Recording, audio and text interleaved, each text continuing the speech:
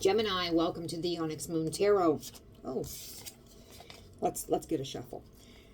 Like, share, subscribe, comment, Gemini. There's no gender in tarot. This is something that you could have already gone through, could be going through now, could go through in the future. I am pulling on your sun sign of Gemini. This is a collective reading for Gemini. Check your other placements. If it doesn't resonate, you can negate the reading. I don't have a problem with that. I could be pulling on somebody that is in your energy, possibly a cross watcher. So you can negate the reading if it doesn't make sense to you. But if it does, give me a thumbs up. Let's see what we have for you, Gemini. We have no facts. Never has the facts, makes shit up and lies. That's a real pleasant person. Tell him to hit the bricks. You don't have time for anybody like that in your life. How do you just make shit up?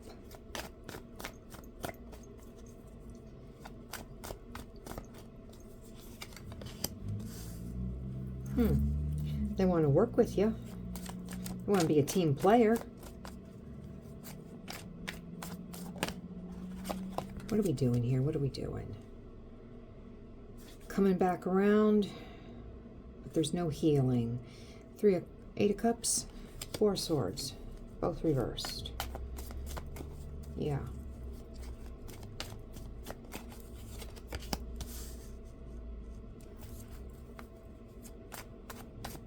This person wants to be a team player, but you're not having it. Not going forward.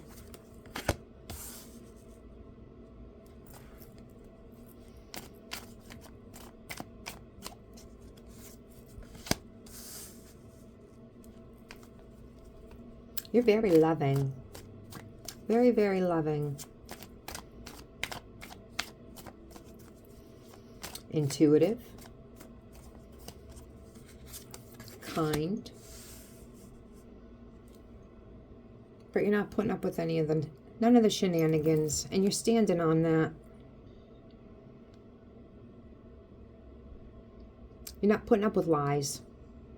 You know exactly what they're all about. And just because you're kind, people want to take that for weakness. And that's a mistake. Because when they cross that line and cross that, you know, my mama would always tell me, you got to be nice. You got to be nice, Kimmy. You got to be nice. I don't got to be nice. No, what I have to be is kind. There's a difference between being nice and being kind. Nice gets you nowhere. People remember kind.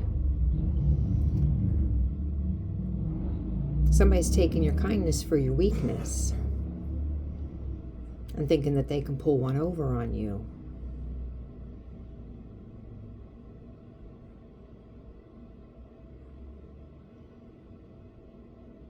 That's a mistake. Because just as kind and sweet as you can be, you're a Gemini. And now it's going to come that sour. On that Sag axis. And you'll be telling somebody about themselves real quick.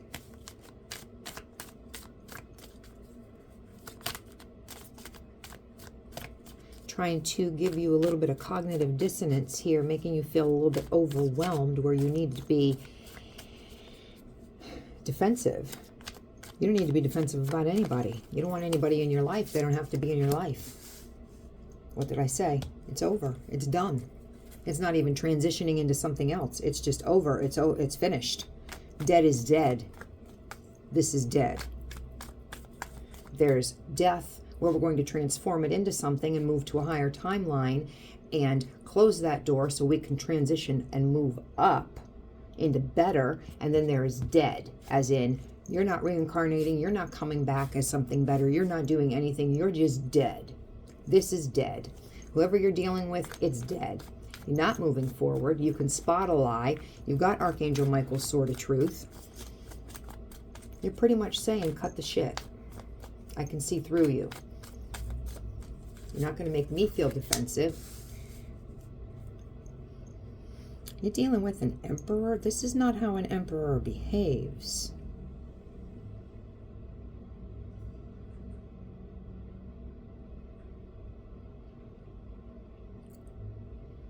Well, I suppose they can be very high-handed.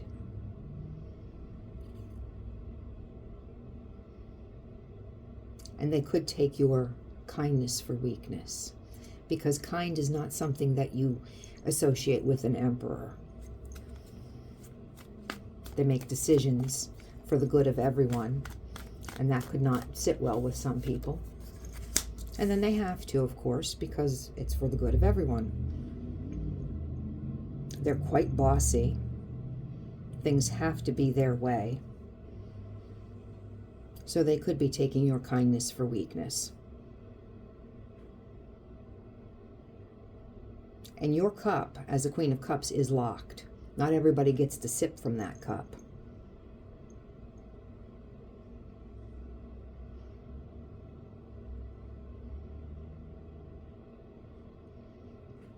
But it's dead.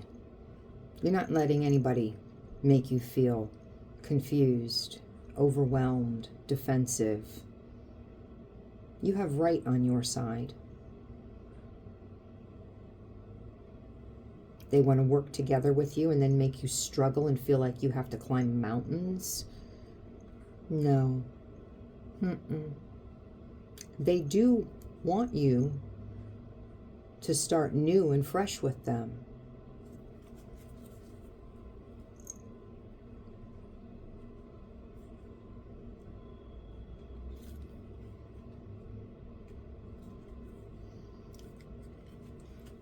You just want balance and peace. I don't think that starting fresh with them, no.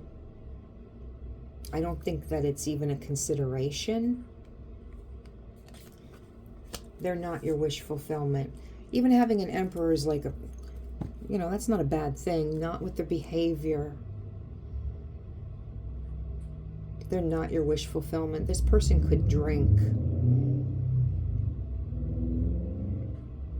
Don't get me wrong, having an emperor, that people want to attain being an emperor and an empress. But when they're just having the bad behavior, they need to calm their ass down. Especially if they juggle.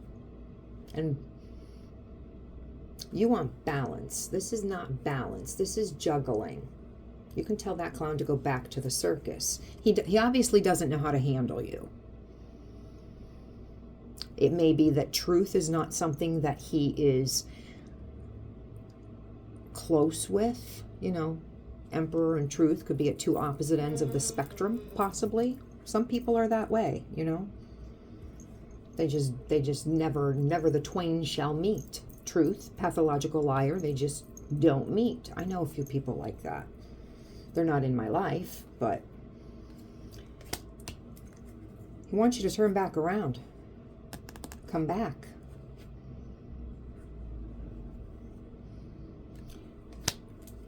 You will not heal. You will not have peace or respite if you do that, and you know that.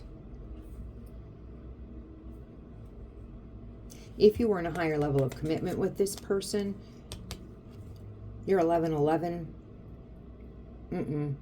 That foundation turned upside down.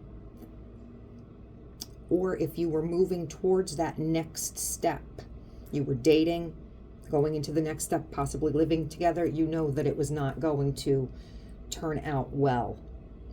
It's a no for you. Again, you want peace. You want peace. They may not even turn you on anymore. There's no inspiration. He's got to fix some things. There's some things that need to be fixed. I'm not saying this person or her, no gender, is a bad person. Because to be an emperor, there's a lot of responsibility. I'm not seeing other cards here saying they're, narcissism, anything like that. But just as an emperor, they're very bossy. It's always their way. And a lot of that comes with the territory, again, of being the emperor. But sometimes they just need to sit their ass down and cool their jets. Maybe as the Queen of Cups, maybe you are the one that can tame the beast. Beauty and the Beast, you know?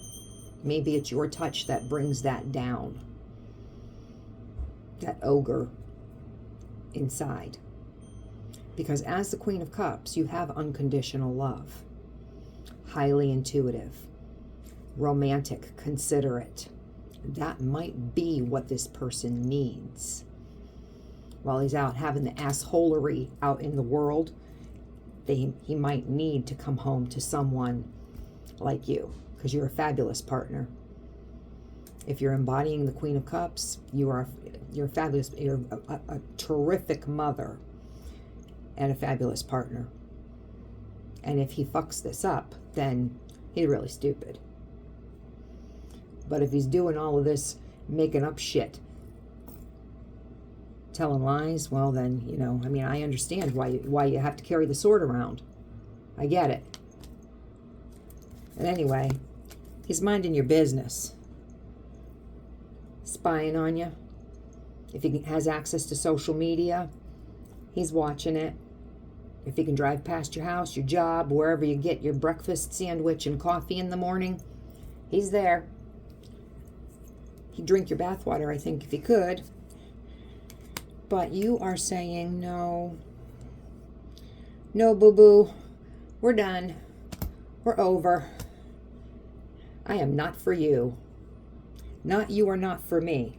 There's a difference in that verbiage. You need to listen to what I'm saying. Not you are not for me. I am not for you. People need to pay attention to that. I am not for you. People that don't want to change their ways, they think that they're okay, still doing the same shit, still making up facts, still lying, still being the egotistical bastards that they are, male or female, hurting people, thinking that they're A-okay, and wanting you and taking your kindness for weakness, not your niceness, your kindness. You are not for them. Let them go with the ones that are for them, but you are not for them. You're with somebody that wants to evolve and treat you the way you deserve to be treated. Gemini, if it makes sense, give me a thumbs up. If it doesn't resonate, you can tell me that too. I'll see you next week.